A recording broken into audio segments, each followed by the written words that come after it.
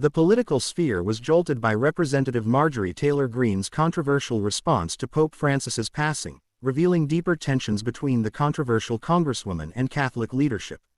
This incident adds another chapter to Greene's history of inflammatory statements and conspiracy theories, while highlighting the complex relationship between American conservative politics and religious leadership.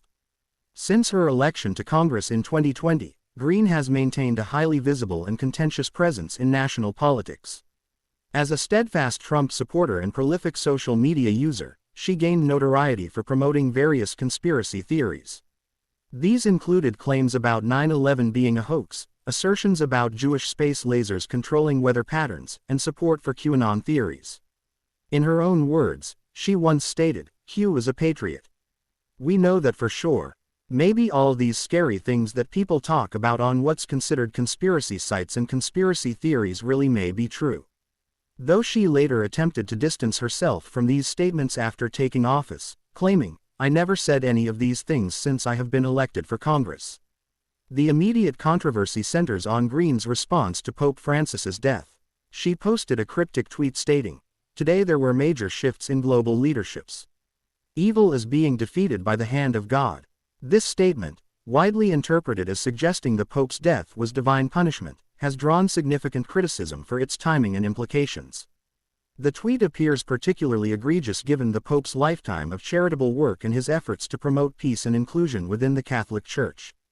The antagonism between Greene and Catholic leadership has a documented history. Despite her Catholic upbringing, Greene converted to an evangelical megachurch in 2011. In 2022, she launched a notable attack on the United States Conference of Catholic Bishops, accusing them of destroying America through their work with immigrants and refugees.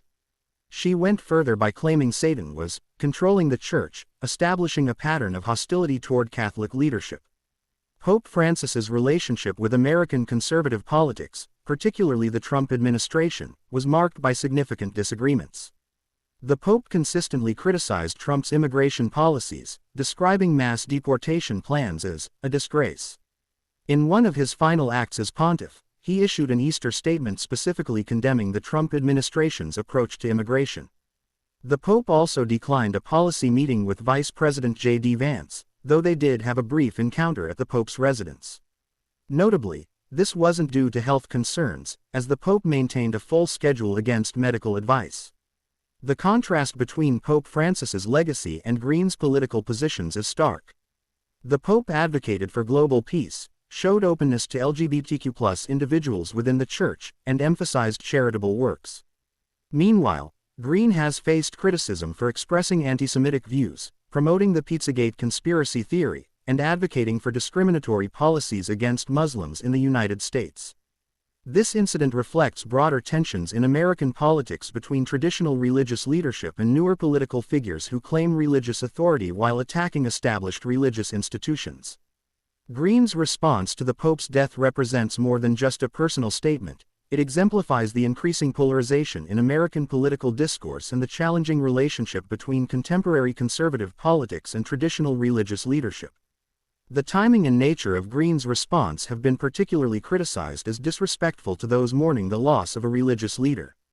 While policy disagreements with religious figures are common in politics, suggesting divine punishment through someone's death crosses traditional boundaries of political discourse.